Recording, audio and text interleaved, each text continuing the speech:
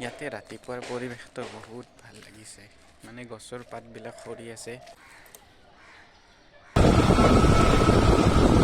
তো গাইজ মই জিমৰ তলত আহি পাইছোঁ, মোটামুটি জিম পাইছোঁৱে আৰু মই ঘৰৰ পৰা জিমটো বেছি দূৰ নহয়, ওচৰতে হয়। চ' মই আহি পালোঁৱে। জিমৰ পৰা ওলালোঁ, মোৰ ৱৰ্কআউট খতম হৈ গ'ল।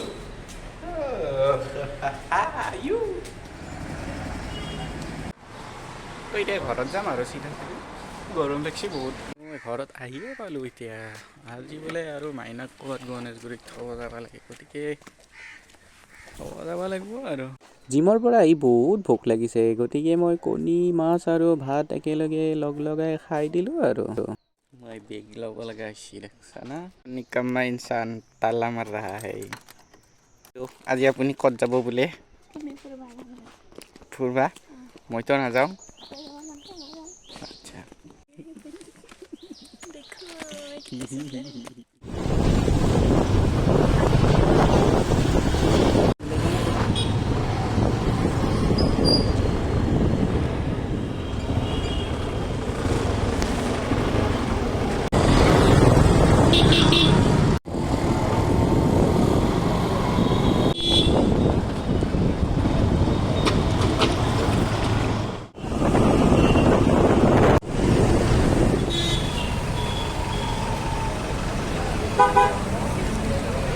গ্ৰীণ বাছতহে যায়, বেলেগ বাছত নাযায়। গ্ৰীণ বাছ দেখি আছে। Bye bye.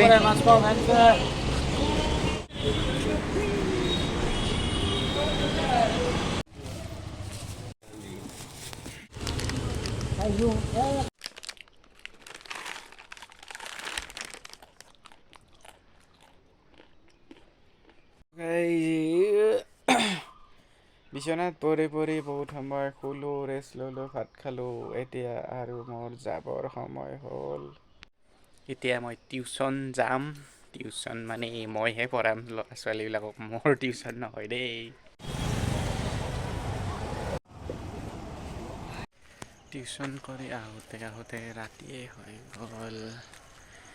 তো এইটোৱে আছিল মোৰ আজিৰ গোটেই দিনটোৰ এটা সৰু ব্লগ।